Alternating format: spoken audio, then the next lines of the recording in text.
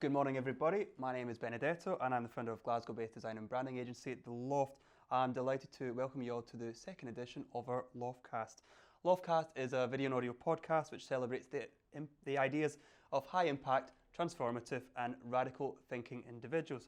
Today, we're absolutely thrilled to have Brian Williamson with us. Brian Williamson is an engineer, a professional businessman, and an award-winning entrepreneur. He draws on the knowledge and experience he gained in a fast advancing managerial career in industry and from his successes as an entrepreneur in high growth business situations. He started his life in a tenement flat in Stirling, the son of a waitress and a foundry man. He remains a grounded individual and a proud Scot. He's been running companies at a board level for the last 37 years and the last 25 as an entrepreneur. Brian has exited 9 businesses in his life and 2 of them in the last 2 years. Brightwork, a recruitment business in 2017 after growing sales to 38 million. The second and a more recent one in 2019 is Jumpstart, which started late in 2008.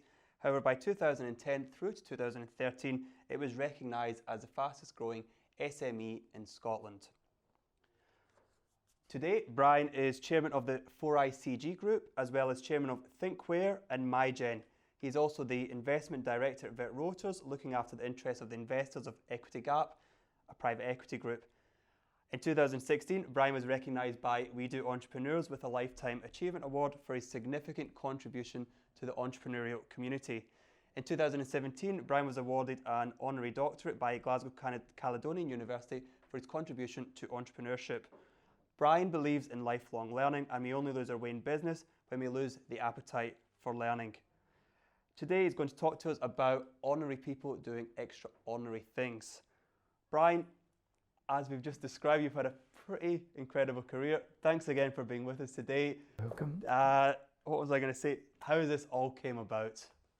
Well, a bit of a surprise for me, albeit that early on in life when I was living with mum and dad, didn't come from an entrepreneurial background. For some reason, I seem to have some entrepreneurial ability. I remember at the age of 10, I decided to go round the people in the council estate that I lived in and ask them if they wanted to sell some of their unused toys. And the deal was I would do all the marketing promotion and my shed would be the business premises. And for that, we would share 50-50 in the proceeds. So that was a pretty entrepreneurial thing to do. However, if I look back on it, my dad was a working class man and my mum was a working class woman, so there wasn't really any history. So the thing that I've been looking at over the years is, where did I get that from?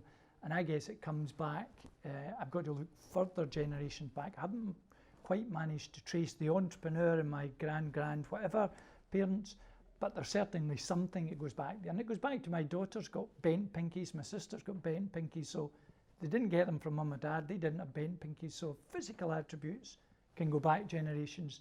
Surely some of our mental attributes and approaches to life goes back generations. I believe I've got it from somewhere in the past, and I guess one day I hope to find that out. Amazing. As we mentioned in the introduction, Brian, one of your biggest achievements was with R&D Tax Credit company Jumpstart, which at its peak was the fastest growing SME in Scotland. I've heard this story a couple of times and it's a good story. Take us through the Jumpstart story. Well, I met the guys at a business lunch. It was a banking lunch for maybe 20 people.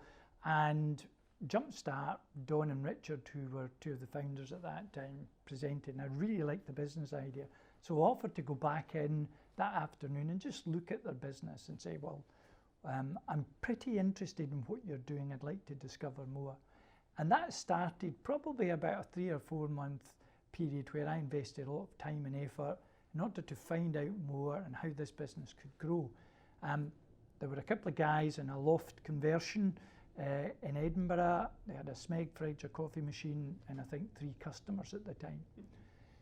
So before much longer, we agreed a deal and I decided to invest time, effort and money into the business. I became a shareholder and we ended up with 4 founders. And we embarked upon a mission of how do we grow this business really quickly.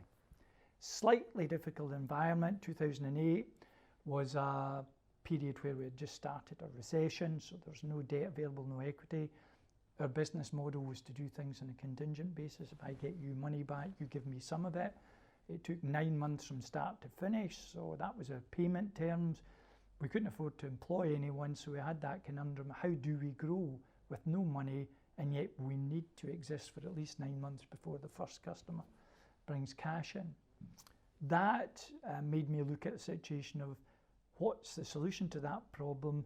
And I remember my wife and I one Christmas, New Year, doing a bit of a flip chart, and we got that eureka moment to say it's dead simple. We just need to find people who are willing to work for 9 months and not get paid, which sounds crazy at the time, but we said, well, I was willing to do that because I worked for no money for probably the best part of a year with Jumpstart without any income.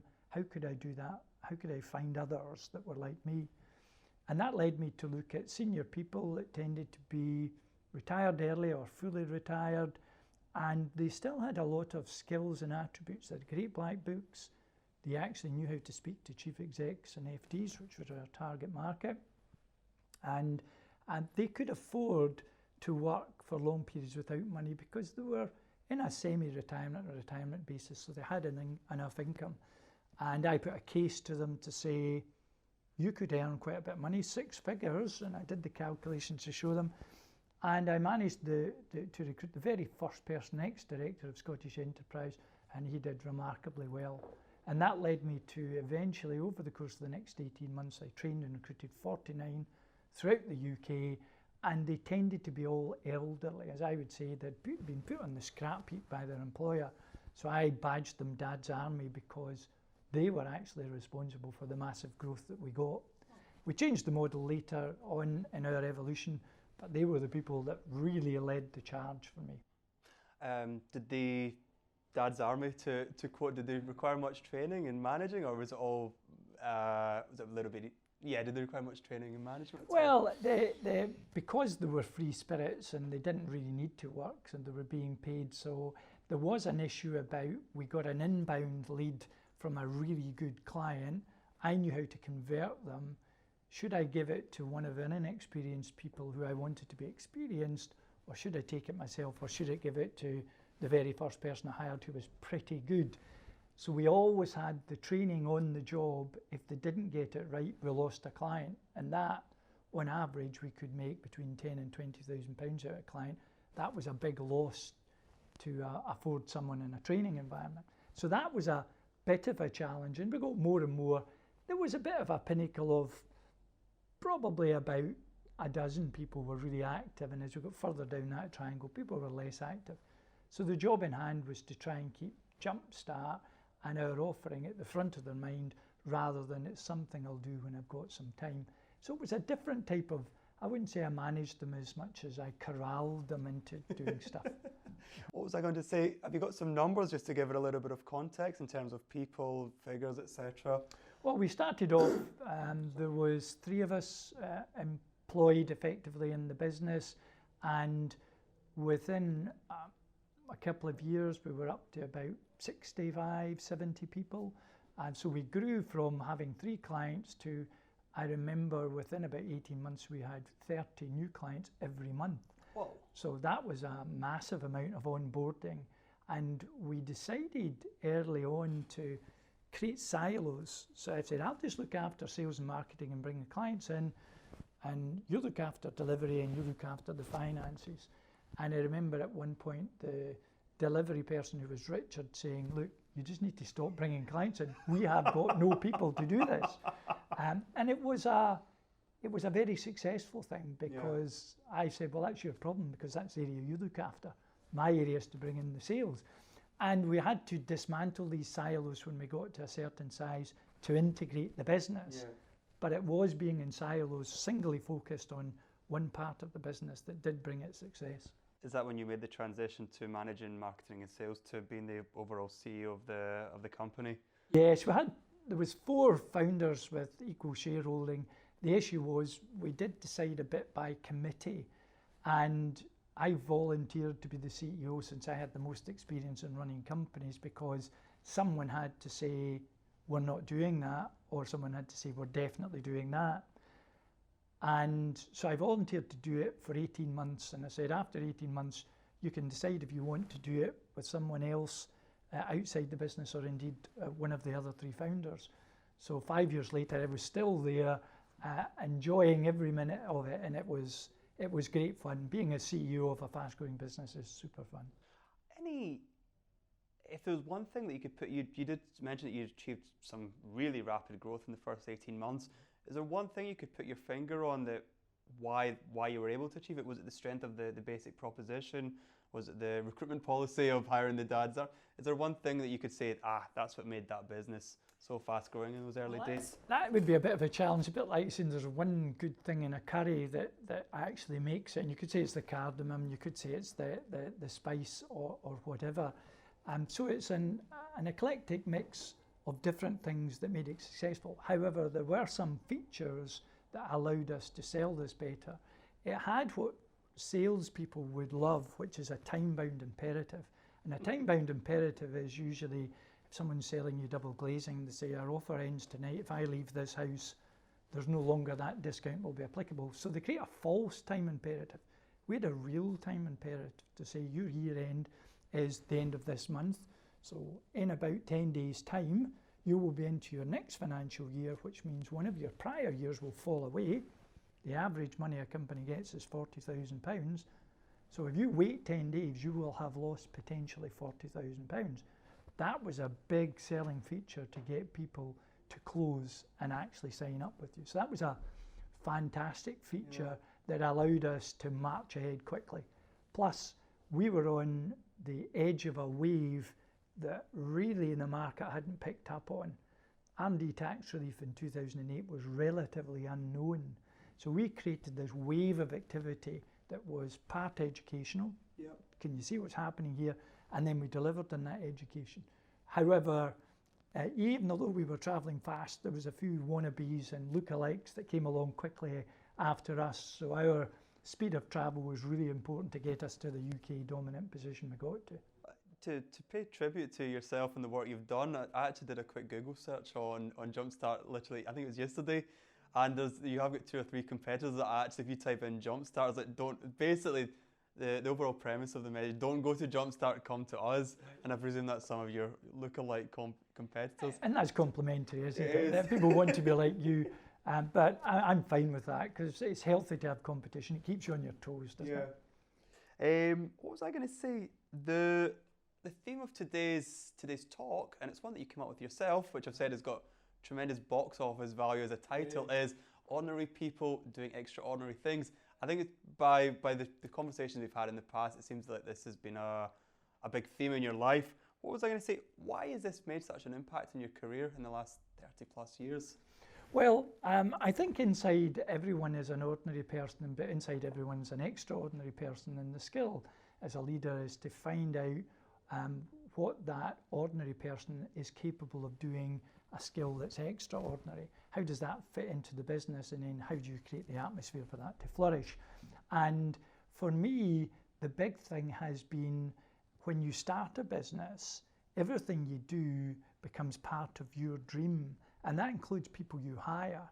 So when you hire someone, you want them to do something for you to enable you to deliver in your mind your dream. However, that person has got the capability of doing extraordinary things. So the key is to find out and shape how their aspirations in life can be fulfilled by the company. So instead of them becoming part of your dream, you work out how the company can be part of their dream. So if their dream in life is to be a specialist in X, how can that fit inside the company so it helps and aids the company? They do extraordinary things and they fulfill their dream, and by accident they help you fulfill your dream. So that's a key for me, is for the company to be part of their dream rather than for you to be singular and say, they're just part of my dream. That's brilliant. That's a really, really good way of looking at it. You'd mentioned about creating the environment to allow to bring out the best out of people. Any sort of some examples on how you do that? Well, I would say the key thing is to get to know your people and understand them in a way that you would do someone you had lived with for a long time, whether that be a spouse, a partner, or a relative. And I think often that can be ignored because business is a frenetic and busy activity these days, and it's often easy to ignore the employees and what they're doing. And yet, I remember there's a chap, Ken Hames, I did some work with in a business, and he was the chap that did Mission Africa. He took disabled people from coast to coast. He did it in South America, and it was televised to prove what was capable. And he was a special commander in the SAS, and he said to me, you need to get to know your people in a way that is extraordinary, so you understand everything about their aims and objectives in lives, their families. And he said the importance of that is when you're in this farmhouse in Ireland, which he was, and there's bullets coming in through the windows, you've got to know that the person on your right and the person on your left, what they're capable of, what they will do as a result, otherwise they're dead and so are you. So he emphasised the need to know people in these situations is paramount. Why should it be different in leadership? Because we're asking people to do things, we need to know what they're capable of. Why ask them to do something they're not capable of and then criticise them for failure? The idea is find out what they're really good at, but show genuine interest in and try and help them both in the personal and in the business life. You had some experience of that, didn't you, in the sort of the 70s or the 80s? When you were working in it was a highly unionised environment, wasn't it? Yes. Well, the union, I'm sure anyone who's lived through that period was pretty strong in these days. And I remember being, in my early career, I was with Weir Pumps at the time, and my role in life was to try and create a CV that would be matched by no one. So I was in charge of a department when I was 21. I then took charge of a department of 200 welders and platers when I was 22, which was a pretty different environment. And in a highly unionised environment, I worked at how could we get this underperforming department to be a better performing. And we moved that department from underperforming to be the best performing. And I thought that was a pretty clever thing to do, although my peer group tended to be a decade or 2 decades older than me. So it wasn't necessarily the young Buck Williamson thought he was clever, but that wasn't necessarily the best emotionally intelligent tactic I used. And as a result of my success, we had gone through a period of reducing the workforce. So we reduced the workforce by about, I think it was 27 at the time, over a factory that had about 1,000 people in it. And they decided rather than leave them in the environment, the union had negotiated they would work for 8 weeks, we would put them in a collective group, and that collective group would do chores around the factory. And lo and behold, they said, as a reward for how well you're doing in managing people, Brian, we'll give you that squad. So I got the 27 people who were effectively on death row. And I remember thinking, this is quite simple. I'll just do a spreadsheet. We didn't have Excel in these days, so it was pencil and rubber. I'll get Willie to do that, Frank to do that. And thought it was just a case of allocating duties, motivating them. But when someone says, I'm not doing that, are you going to fire me twice? You're then in a situation of I can't really manage them. And I remember being called, in these days we didn't have mobile phones, I was called by my bleeper going off, and it's the gatehouse. I phoned the gatehouse and they say, you better come down here, Brian, we've got a bit of carnage going on. And part of my squad were painting the railings of the car park, and in a rather over exuberant manner had created some overspray and splashes onto some people's brand new cars. So that was like, wow. So I had to get Harry from the paint shop to divert his men off productive work, go and deal with that. I came into the factory and there's a man who had literally painted himself in the test bed into a corner, being lifted out by a crane, and all my peer group looking at me saying, well, he's not so smart now, is he? Because I felt I was the laughing stock of the factory. And I remember going home, and I went up to see my dad at that time, he was a bit of my mentor in life, saying, I think I've lost it here. I've created this great thing about how do I manage people, and suddenly within 24 hours, I'm actually looked upon as the buffoon that's got these 27 people in death row. My dad gave me some great advice. He said, just think of the size of the prize, son. He said, if you can motivate a man on death row, just think what you can do for someone who wants to fly. This is a test in your life. This is the real test. And if you master this, it will set you on a pathway for life. And I thought, that's all very well you saying that, but how do I do it? And his advice was, get to know every one of them as human beings. Put that spreadsheet in your drawer for 2 or 3 days. Understand their wants, their desires, their personal lives. They've all got them. They'll be pretty skillful. Some of them will be great sportsmen. Some of them will be good musicians. They'll have interest in their life. So I embarked upon doing that for the rest of the week. And what came out of that in the end was I got to know one particular chap, Frank, really well because he was a fisherman, and he taught me all I needed to know about fish. And because I understood him, I went fishing, I told him how I got on, went with my Uncle Jimmy and we caught some trout, and he said, oh, you should have used a woolly bugger as a fly, they're better in cloudy atmospheres. So we created a bit of a bond. And before I knew it, Frank was saying, look, you've got Davey moving these castings, he's a wee bit older, let's get him to move the racks. In fact, leave it with me and I'll sort it. So before I knew it, Frank was my charge hand. He was working my group. And I remember the day he left, he shook my hands and said, I wish I had met you earlier, I may not have been in this position. And it was a really emotional time for me. And I said, well, I wish I had met you earlier because I would have learned a whole lot more about managing people. So for me, that was the biggest lesson I could ever have learned, was everybody is an extraordinary person inside them, even someone who's on death row. Your job is just to find out what it is. That's actually a brilliant story. I think to summarise a little bit, you've got to establish rapport, genuine rapport with people first before you can ask them to do anything. Is that what you would say? Yeah, and that genuine rapport is being in the moment and really listening to the person and being genuinely interested.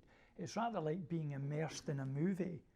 If you're doing your emails and watching a movie, you're not actually watching the movie, but if you immerse yourself in the movie, you get engaged with it.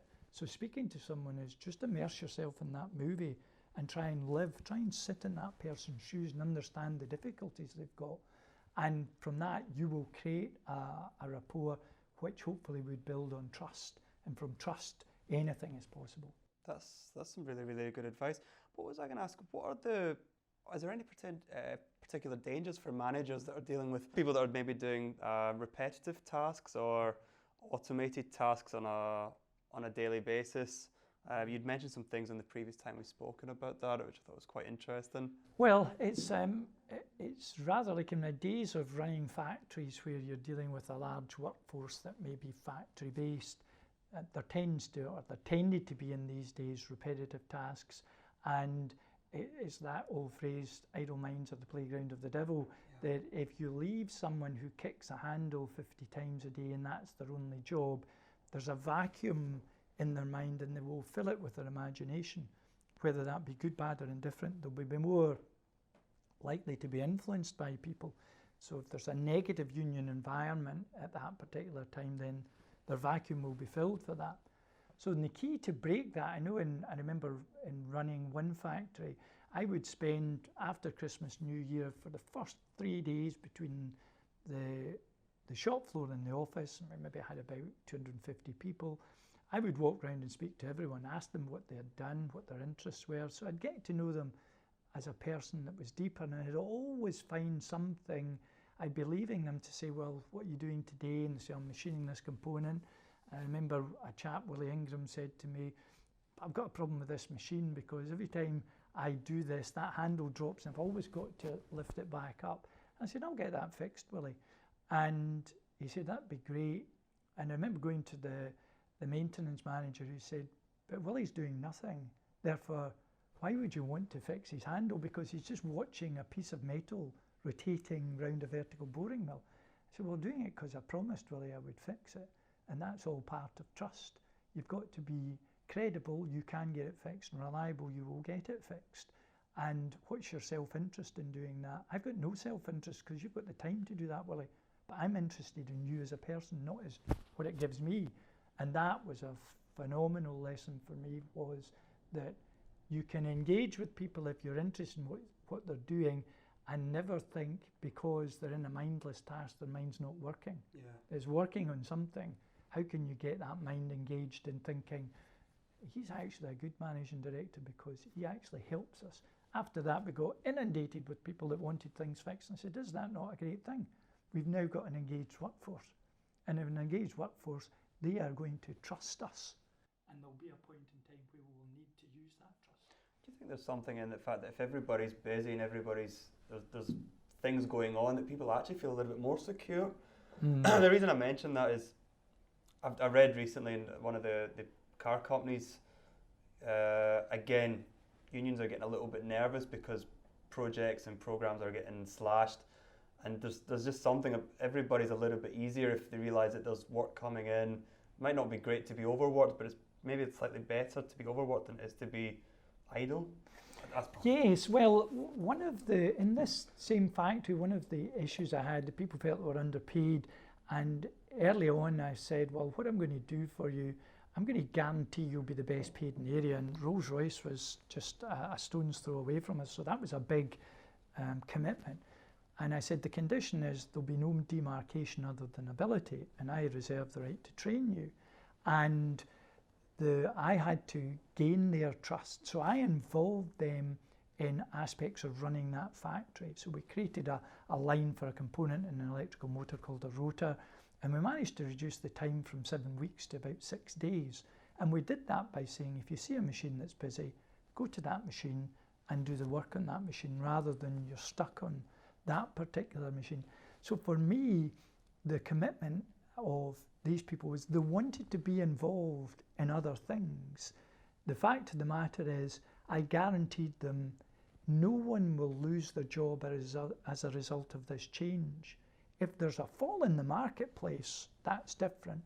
But if we make time where we've actually got 50% of our time is idle, then I'm happy with that because we're in no worse position than we were. So your job is to do whatever's needed to be done. And if that means changing your working practices to make you efficient, I'm going to disassociate the change and pain cycle that you've had and say, you make a change, there'll be no pain. And I said, I'll guarantee that, and you've got that in writing. And that allowed them to break the barriers of demarcation, thinking, this is one job, one machine, that protects our jobs too. Yeah. In actual fact, we create efficiencies. That will allow us to sell more things at a more cost-effective price. And guess what? You'll be even busier and more secure. Yeah, that's good. What was I going to ask? We've discussed a lot about how, I think at the heart of, is it the leader or the entrepreneur or the person that's looking to be successful, it's in their interest to get to know the other person, their capabilities, their character, and almost gently mold themselves around that person to get the best out of them. There's instances though where you'll have, again, entrepreneurs, business leaders, people in all walks of society that are perhaps a little bit overwhelmed. You've probably seen it quite a lot, and they're turning themselves into pretzels with so many different people and relationships. Would you have any particular advice for that person? I think we've probably both been that person at one stage or another. Well, there's a fundamental thing that I believe in situational leadership. So in times of war, people are looking for direction. They're not looking for consultation, perhaps. And that war can be seen as, we're really under pressure, we're making a loss and leaking money. So they're looking for a leader to come to the fore. So situational leadership demands you to react to a situation. However, that's in a macro term. When it comes to the micro term, there is a need, and especially in the early days of a business, it's the equivalent of you've got to juggle balls and paint them at the same time. That's not easy, but that's the job in hand. So when you're an entrepreneur starting out in life, there's no substitute for saying, sometimes you have to expand the day, and I'm not a great advocate of working very long days, but you've got to expand the day in order to do the task, or you've got to find resource from somewhere. The key thing in all of this is to focus on, I like to paint that blue sky way in the distance to say, focus my attention, that's what I'm really aiming for. So all this sacrifice I'm making is to get there, to keep your energy going, because business, there's no doubt about it, is energy sapping, and it's rather like you can't sprint for a marathon. You've got to conserve your energy, but there are points in time where you have to wear 6 hats, and you've got to work really hard at how you do that. If you can't afford to augment that, you've got to ride that storm. There's no easy solution. If that was an easy solution, I'd be selling you that book, Benedetto. Yeah, it would be a good book to. It would be definitely a book worth reading. That rolls us nicely onto for ICG, where you're currently the chairman, and who very kindly provided the venue. So a little plug for ICG on the film for today. What was I going to say? It's a super interesting company, but one of the most interesting things about the company is that it's a 4-day week. Is that correct? Yeah, 4-day week. Right. This is a tough one for me. I'm still there. I think I'm still a young guy, right. But I got an old-fashioned mindset. Sell me the 4-day week. I'll ask you a question about this in a minute. But the principle, I think it was 2016 it was introduced, and the fact of the matter is it was looked at to say, should we consider working a 4-day week? So people who hit their weekly targets on a Thursday, should we just say you don't have to come in on a Friday as a reward? And then we realised people who don't hit their targets by a Thursday don't hit their targets by the end of a Friday either.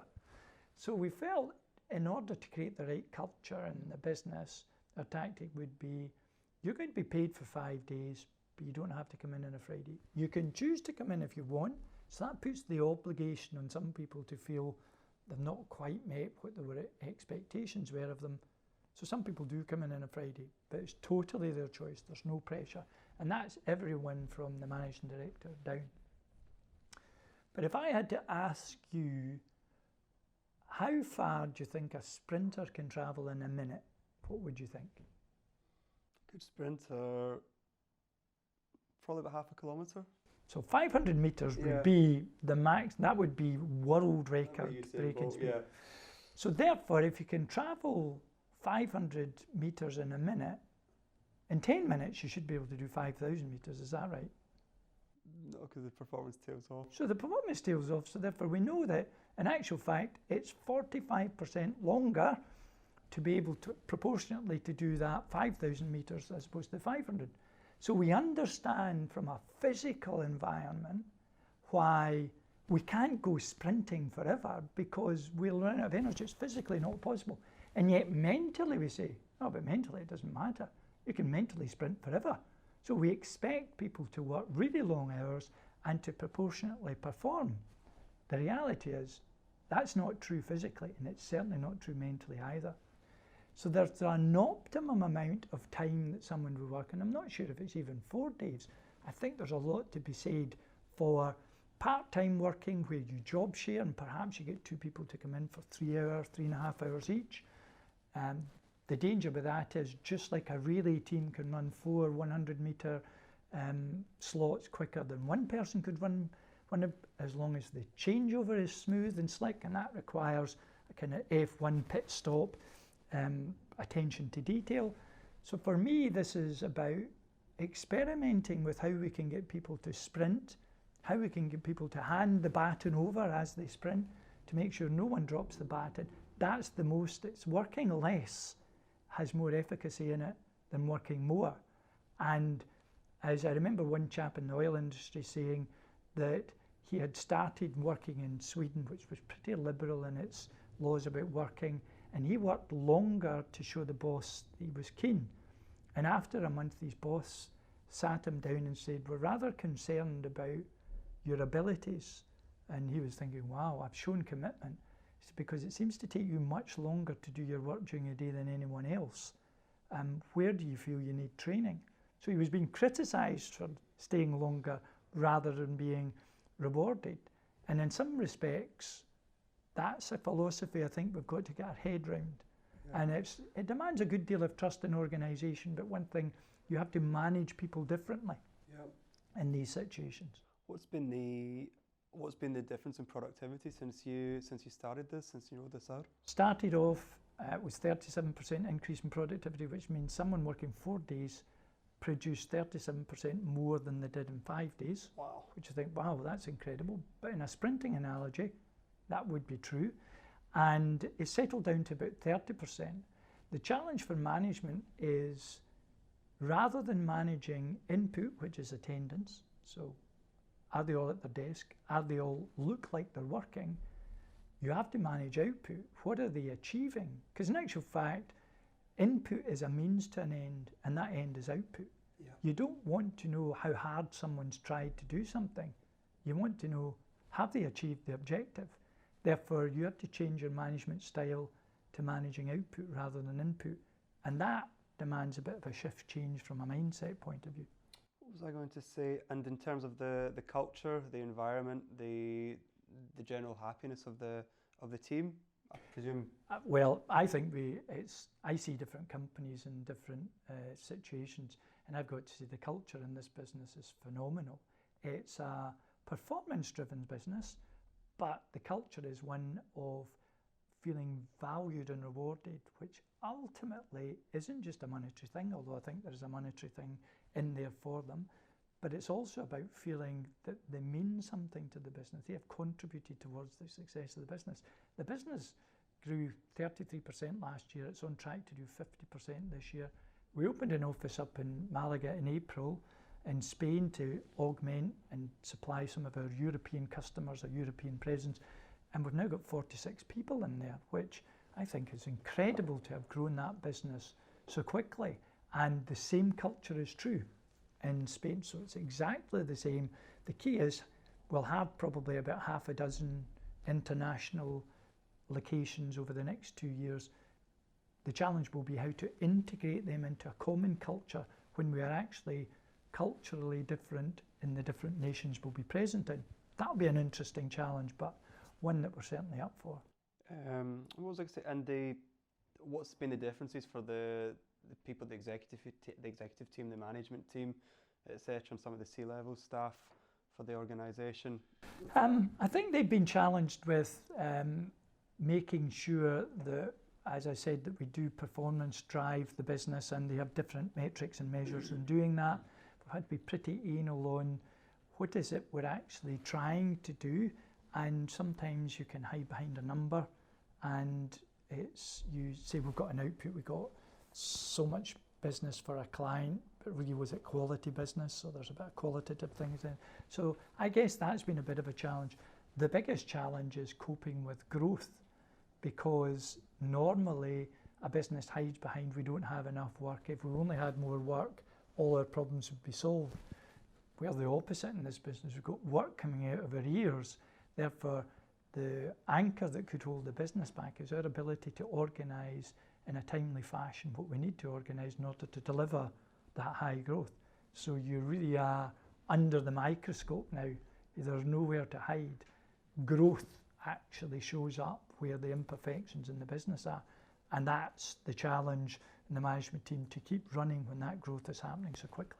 You seem to be a bit of a magnet for growth, for high growth situations, Brian. But you also seem to be very patient. Do you think that's part of one of those weird, what's the word, contradictions, that the more patient you become, the more quickly you seem to be able to move? Well, there's a bit of an intuitive thing, isn't there, in life? And I think the longer you've been in a situation, your intuition becomes better. But intuition sounds like some extraordinary force that some people have that's a bit weird or not, whereas intuition is just the collection of data that's at the back of your mind, and you've got this terabyte of data, and then what spits out the front is a single thought of let's do that or let's not do that.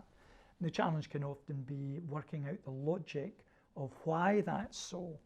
But for me, as you get older, you definitely judge situations using your intuition on the basis that you feel you've got a depth and breadth of experience to trust your intuition and believing it's based on facts. So to get involved with Fourday ICG, I worked for a period of 3 months getting to know the guys, and they ticked massive boxes that were quite overtly stated, such as they're high integrity people, and I really like high integrity people, and that was a bit of a magnet.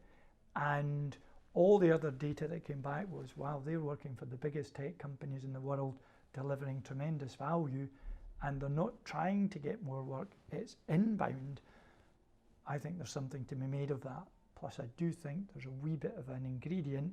I've been in these high growth situations, therefore I've got a bit of an ingredient that could help them. So I can add that extra cardamom pod to their curry and make it just a bit more tastier. So I felt I could add value, and that was a big attraction for me. What was that little, I missed what you said there about the cardamom palm with what was that little thing, do you think, the little bit of additional value they added? There's a bit of the patience of, there's an inherent impatience within this business, which is a big strength. And that impatience can lead to impulsive decisions rather than something that's considered thought. So there are times, even last night, Patrick sent me an email, I think we should send this out today, and although we had almost agreed we would wait another week, I had to say to Patrick, what was your reasons for being impulsive with this? Because in actual fact, all the sensible things are to wait a week. So my job is not to curtail the impatience, but to manage that impatience, let it go. So be the spurs and let them move on, but be the reins sometimes.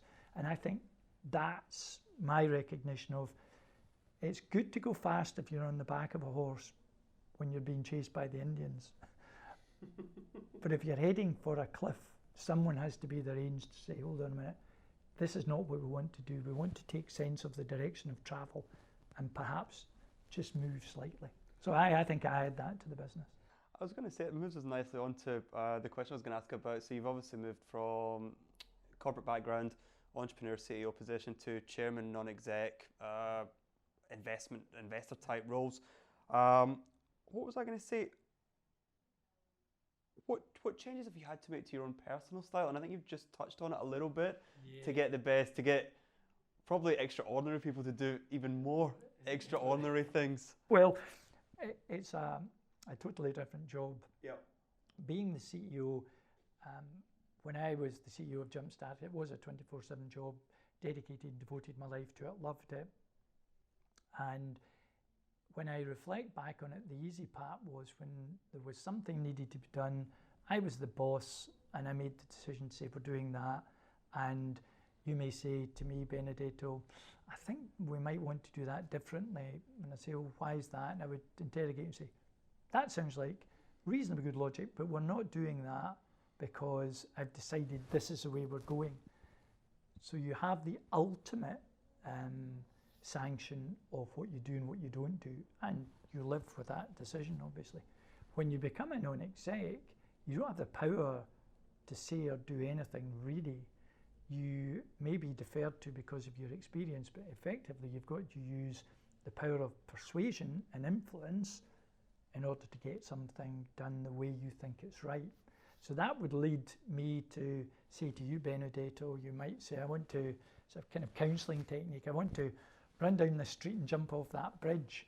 And rather than me say, don't do it, I turn my back and you've done it, I've got to then say, that sounds an interesting idea. Why don't I walk you down to the bridge and we can talk on the way there? And then on the way there, I nudge you in a different direction because I'm persuading and influencing you. So that really is quite a different skill from running a company. I didn't quite realise how challenging that might be, especially in urgent situations where you really want to take control and you can't.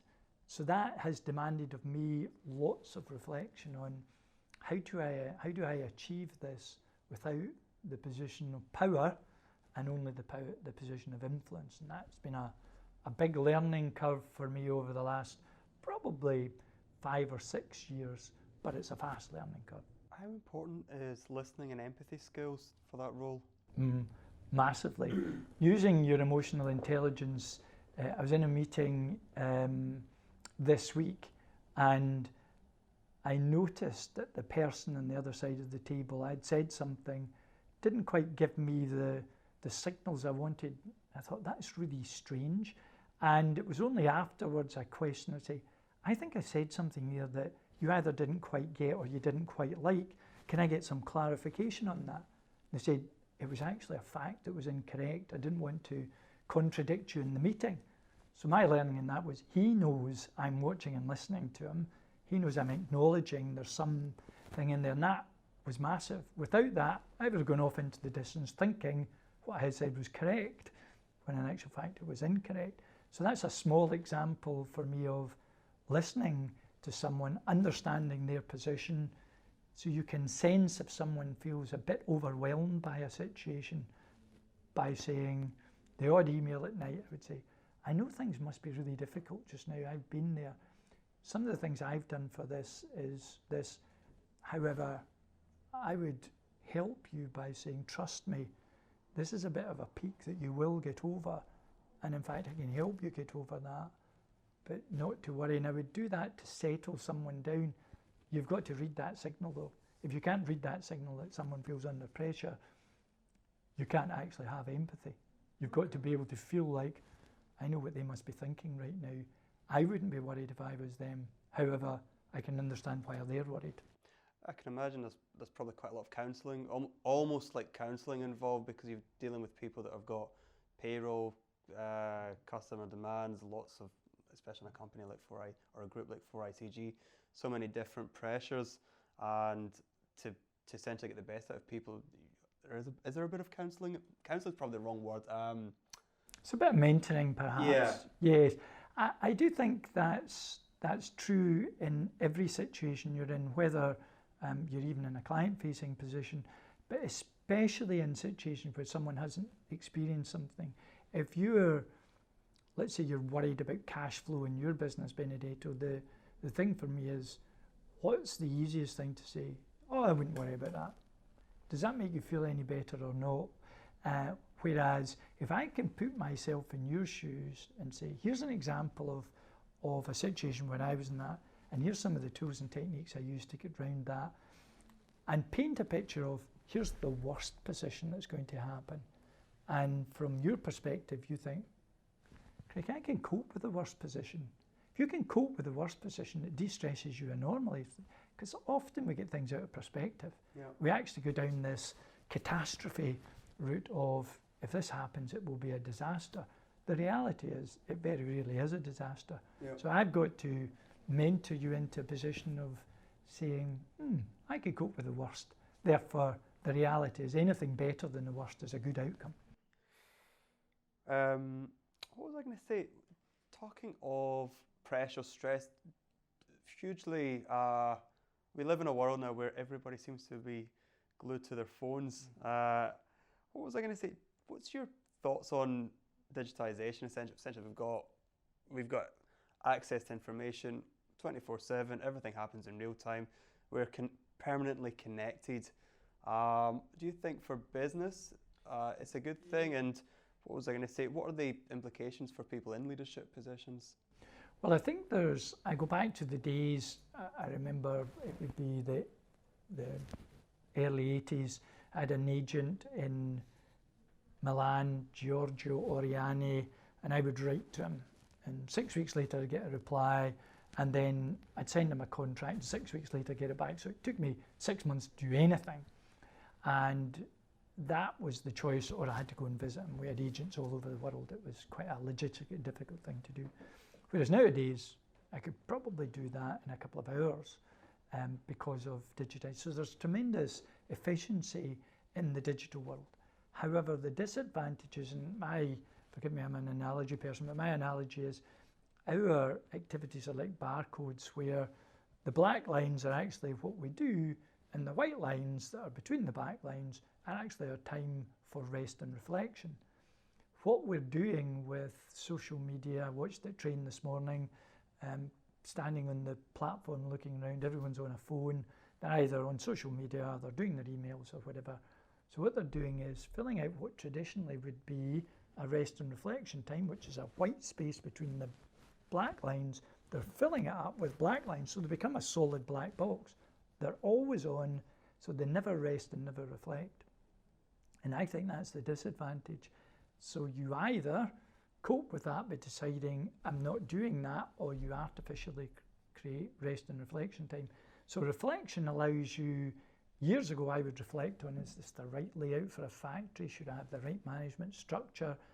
I would sit in my evenings and reflect on the decisions I had to make or had made, and I thought it was really powerful. I wouldn't be sitting on thinking I'm working by doing email, because we didn't have email in these days.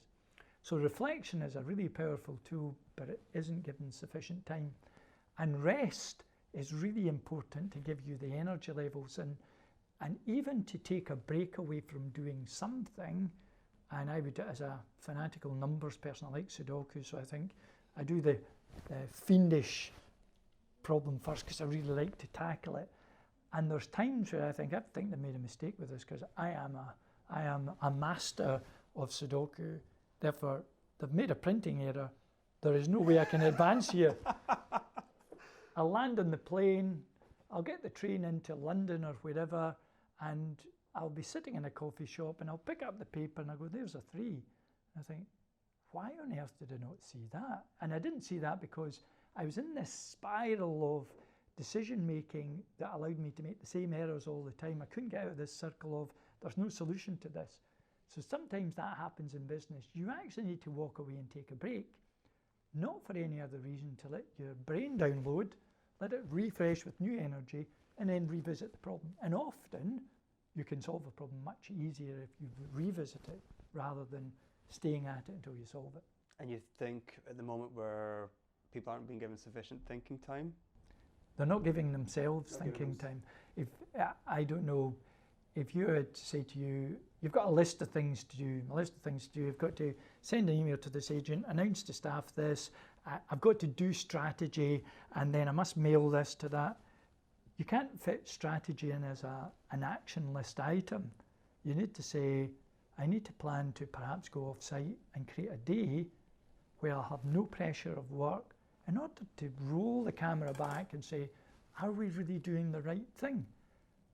There's often in this busy world we're caught up on, we're like hamsters on a treadmill and we're running away generating power in business, but we need to generate time for reflection, and I think that has to be done artificially because there's so many attractions and magnets, especially with the internet world the way it is, to take us away from that. What was I going to say? I can imagine you've always been a guy that's had a lot of requests for your time, and probably now more than ever. How do you elegantly deal with so many requests, opportunities, what was I going to say, offers for your time? How do you elegantly deal with Well, I was a bit of a chasing rainbows person, which I would see everything as an opportunity, and that's equivalent to the difference between a laser light and a wide beam. A wide beam of light can be so wide you say, is that light on? I'm not sure. Whereas a laser light's quite different. But latterly, I've got into what's wrong with, I would call it having high integrity Tourette's, which is, you just say it how it is. I'm actually too busy to see you right now because I've got this happening. That looks like that might subside, but it won't be for a while. Therefore, how can I help you in the meantime? I may signpost and refer you to someone who's either better placed than me because of skill, better placed than me because of time, or both. And I do that rather than try and think on some implausible reason. It's just say it how it is. And the other alternative is, if you ignore them, it doesn't help your reputation because the vacuum is, you didn't reply to me because, and they'll make up a reason in their own mind. And that's not good for you. So really, I would always respond to people, but I'd be as brutally honest as I feel it's right to be, with obviously being mindful of their situation. But that high integrity Tourette's is my kind of, I can't do that, Benedetto, and I'll tell you why. Yeah. That being just open and honest. I have to pay tribute to you, actually. I emailed something to you on Thursday evening. Yeah. We emailed it to about 12 to 15 people, can't remember the exact number. Only 2 people came back. Right. No, 3 people, apologies, you were one of the 3. Oh, so really? There you go. And I can imagine you're probably just as, if not busier, than the other people. We'll continue to press them, but I thought that was good. Do you, it was something you said, it was really interesting, you would rather give your time philanthropically, as opposed to something contractual, which would eventually put an additional level of pressure on you. Would that be?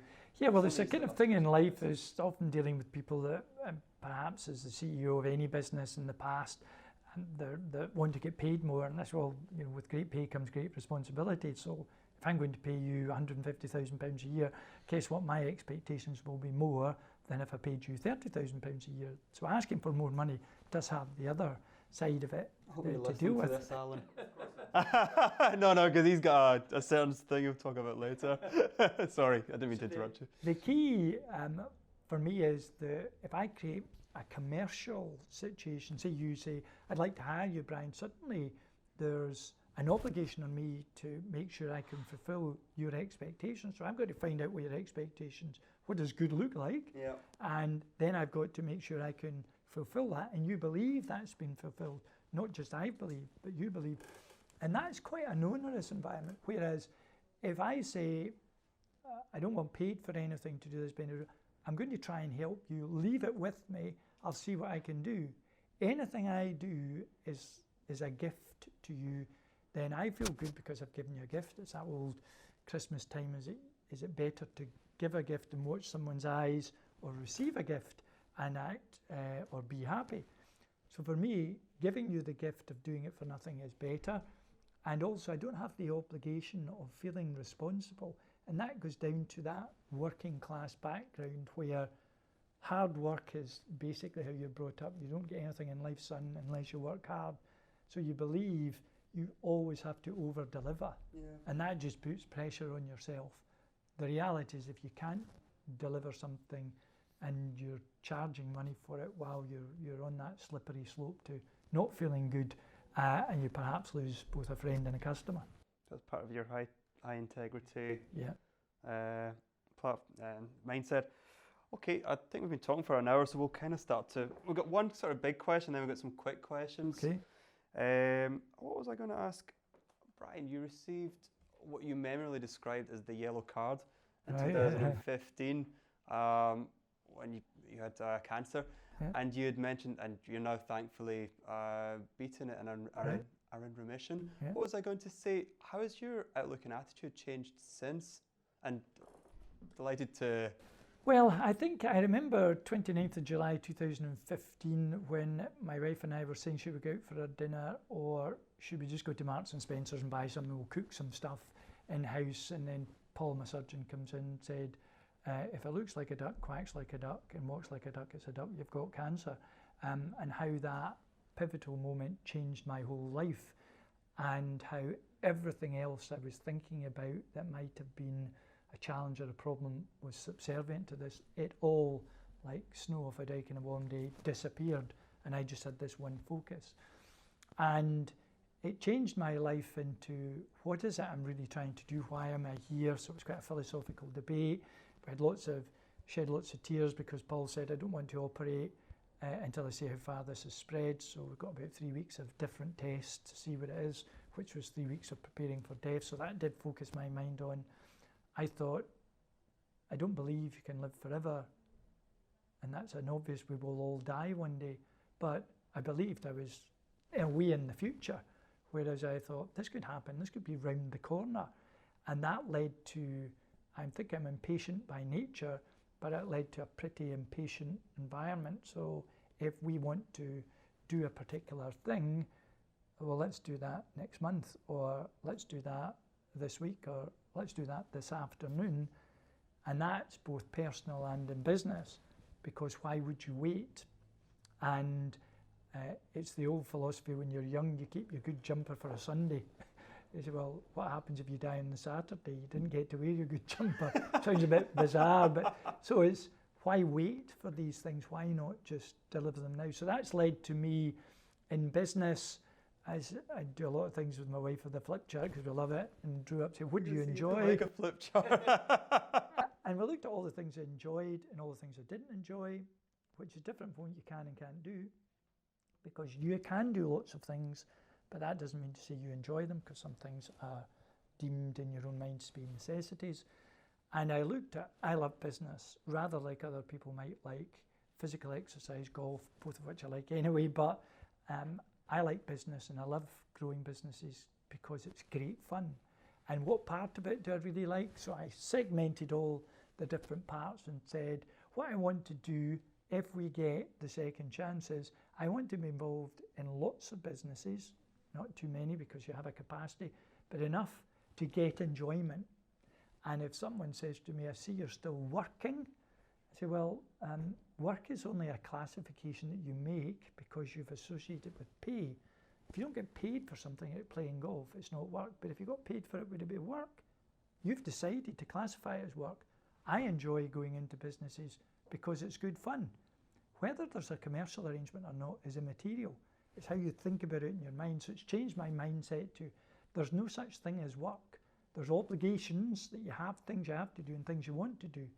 And obligations are more likely to fall into the work category, whereas things you like doing, whether you're paid or not, don't fall into that category. So they're things to enjoy.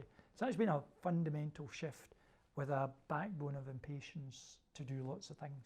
And now you're working, have you got your, I think all the different activities we mentioned at the beginning of the interview, so you're in quite a good space now with the things you're doing? And probably a good capacity. I'm involved with 4 companies and they're all going through some tremendous opportunities at the moment. So that's a bit like having 4 kids and they're all crying at the same time. Which one do you run to? So you've got to be careful. However, I've segmented in my mind the priorities and who needs what I can give the most and where I get the most excitement. And I'm a bit selfish in as much as I'm drawn to where I get the most excitement more often than not. But I recognise there are people who need me and I get a bit of excitement from them. So I've managed to balance that. There's a finite capacity. You cannot do justice to a very large portfolio and get the enjoyment back. Okay, fantastic. We're going to finish off with some quick fire questions, and we've also got some from the online community. Okay. What was I going to say? Just quick things. Today's topic was ordinary people doing extraordinary things, and you mentioned that reading and learning is quite a big, it's obviously a big thing for you. With regards to that topic, any particular book that our audience might want to pick up? Well, there's very few books I've read twice, but this book I have read twice, which is Don't Get Mad, Get Wise. And the reason I like that book is because it's all about understanding self. What makes you mad? You get that amygdala in the front of your brain decides you to act. Someone says something, you're pretty abrupt. And it's understanding why you're doing that in order to say, you almost position yourself as an out-of-body experience, watching yourself perhaps acting in an angry way or an impatient way, and what's going on. And once you can understand self, you can understand others. And that book was massively helpful in helping me understand self and therefore working out how to understand others. Excellent. Any favourite business books in general? I like lots of stuff. Malcolm Gladwell's got lots of great books and I love them. But one book that I think is quite relevant all the way through is What Got You Here Won't Get You There. And that's the equivalent of there needs to be a time when you move on. And in today's ever-moving world, you need to reflect on what I was doing in the past won't necessarily get me that success in the future. And it's ever more relevant. So that's the relevance of that book is increasing as technology and businesses develop. So that's why I like that one. It's got a longevity to it. Fantastic. Any particular Malcolm Gladwell books? Because he's obviously got quite a few. I do like Blink and I liked Outliers. Probably Blink was one of his earlier books, Tipping Point, I read before that. But Blink was really interesting because it actually made you think about actually how your brain works and it processes data. So you can imagine you make an assessment of a thing, an event, a situation in the blink of an eye, and that's all that terabyte of information at the back of your mind comes out with a single thought. And often you can be, let's say, dreaming in life. So sometimes even when you're driving, you can be dreaming. And what wakes you up is you see the brake lights and suddenly, wham, you're in the here and now. So it helps you understand how your brain is in a heightened state when it's in a relaxed state. And I really like, from that I bought a few books on facial recognition techniques, and just because it led me down a pathway of this is really interesting. And I think Malcolm Gladwell as a journalist is a pretty good style of writing. It's very easy read. Amazing. We've spoken a little bit about teams and everything. Any business or sporting or heroes and other sort of walks of life? Yeah, I would say this might be a bit controversial, but Mark Zuckerberg is from a business perspective and someone I immensely admire. And the reason for that is he's gone from the bedroom to raising capital to high growth, all the way through to IPO and beyond, congressional hearings, and dealt with all of that. That's very unusual, extremely unusual. And to get it into context, it's rather like you're rushing to get to the airport to go on holiday, there's roadworks, you phone up and a taxi driver replies and she says, I know all the rat runs to get you to your end destination before anybody else can. I'll get you to that airport in time to catch your flight. She arrives at the door and does all that. And you think, thank goodness, as you board the plane, you're greeted by the staff, and there's the captain, which happens to be, wow, it's our taxi driver with a captain's hat on. And we've got some storms, she says, we're going across the pond, but I know how to divert round them. You'll be in safe hands with me. And think, wow, that's a real skill and talent. You get to Florida, you decide to go to Cape Canaveral for the day, and lo and behold, you're looking the steps of the shuttle that's about to be launched, and think, that looks like our taxi driver that was our pilot is now an astronaut. They're going to go to the moon now. Now you say, that's absolutely ridiculous, but that's what Mark Zuckerberg's done. He's actually effectively been the taxi driver that's gone to the moon. Wow. Is whether this is a Facebook thing you like or not, I'm not talking about the product, I'm talking about the journey. He's done a journey. So I would admire him. I've got to say, if I had to look at sporting heroes, it would be Michael Jordan. I'm a basketball player, and Carnegie would be my societal one. If a man dies with a pound in his pocket, he dies in disgrace. So it's a case of what can you generate in wealth for the benefit of humanity. And I thought, you can't really knock that. That is pretty impressive. Amazing. You may have mentioned this already, because the advice your dad gave you way back in the early years was when you told me that, I was like, wow. But I'm just wondering, is that the best bit of advice you've ever received, or has there been what would be the best bit of advice? Well, there's a couple of things. The very first non-exec, I was appointed to the MD of an electronics business when I was 26, and I first experienced what a non-exec did, because we had a non-exec. And Gordon, I can't remember Gordon's second name, but Gordon said, sometimes your biggest strength is your biggest weakness. Yeah. And that, I was reminded of that in different parts. I'm a really enthusiastic, high energy person. In the days of Jumpstart, we had just won £3.4 million worth of investment, and I was telling the staff in the Monday morning briefing, this is what we've done. We're going to be double the size in another year's time. We're going to open up an office in London, and we're going to have triple the amount of customers. We're going to be the de facto standard. And my wife, who did all the hiring in the business at the time, said to me, do you realise that what you've just said? I said, did you think it was really motivational? I said, well, lots of the audience were terrified. And so whilst you think it's motivational to you, it's not necessarily motivational to everyone. So I thought that was a strength I had, but it's also a weakness, because you're preying on someone else. And I guess my dad's bit of advice that really has fundamentally addressed everything I do with people is you create a contract of, a social contract of mutual respect. So that means that whoever you meet in life, imagine that they are your equal, and talk to them as if you're equal, and be as interested in them as if they're another person just like you. And that social contract of mutual respect will stand you in good stead for the rest of your life, and it has. That's fantastic advice. Brian, I was going to say we mentioned online that we were interviewing you today, and asked the online community to if they had any questions. So we get 3 questions from some individuals online. The first one was on LinkedIn, was Matthew Wardrop, and he asked for a plug no, actually didn't. We offered him a plug. I think he gratefully received it. Who's the business development manager from Kissing with Confidence, and a person I know you know well. What would be your advice for young people starting out with business development roles in corporate or professional services? And certainly to build a bank of relationships. So, and relationships are built on trust. And I know Matthew would throw bread on the water, as I would call, which is a fundamental part of trust. But the trust equation is, it's your credibility. I know what I'm talking about. Your reliability, I always do what I say.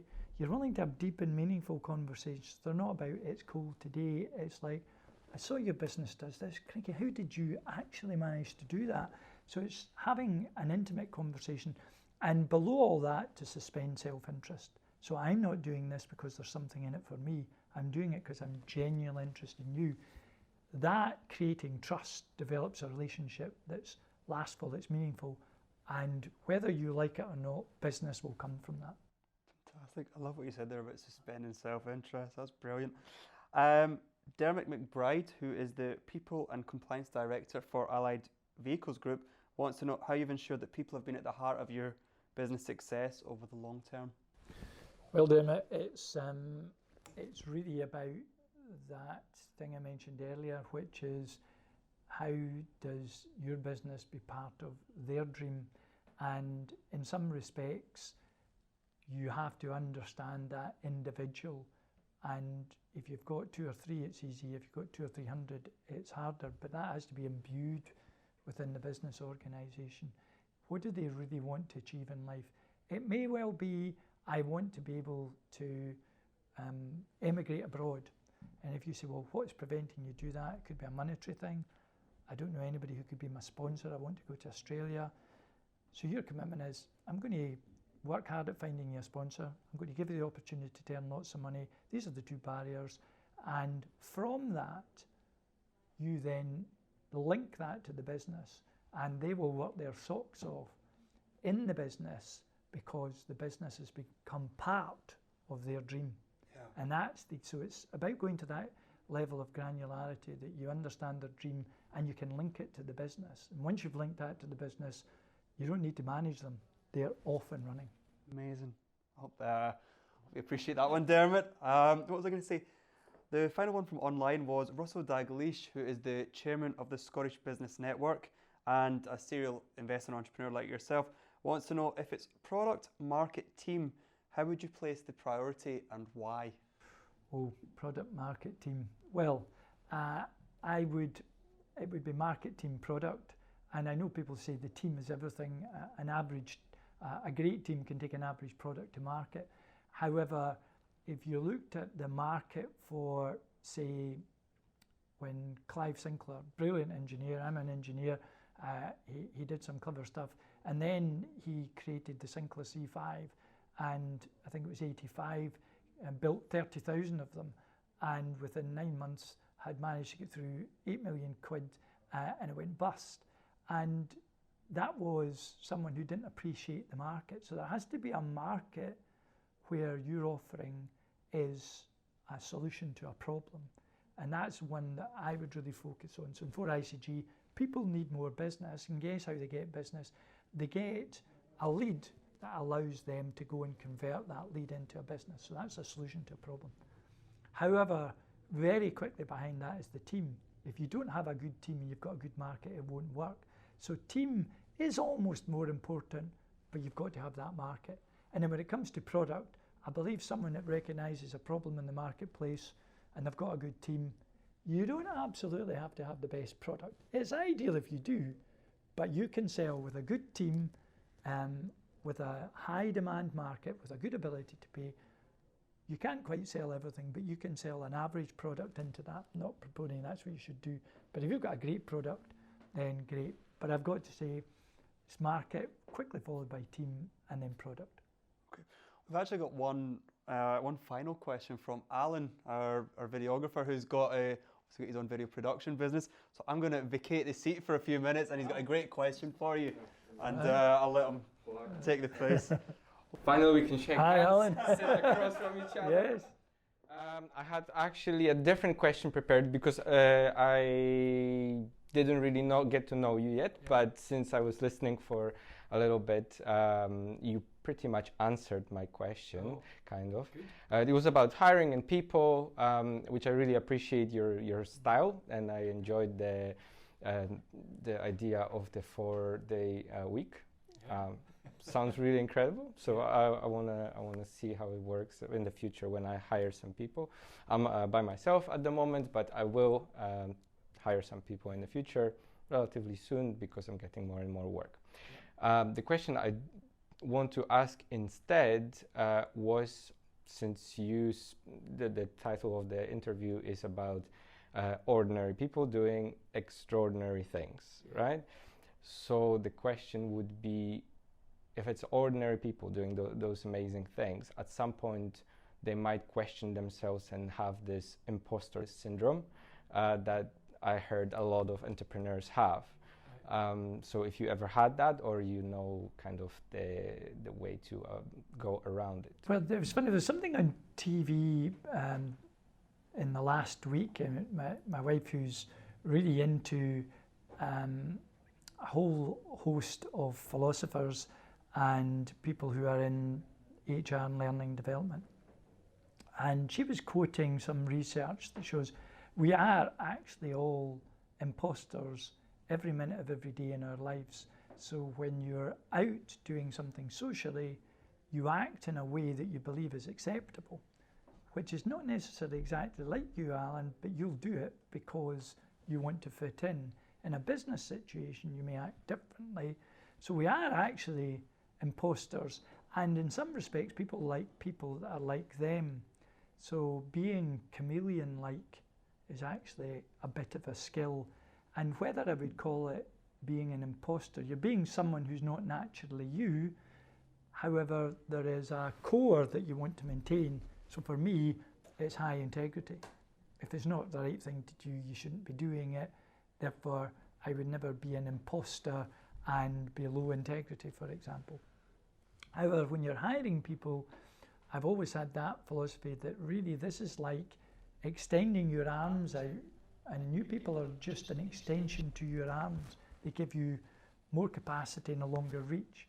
However, they need to have the same values as you have to be a true extension.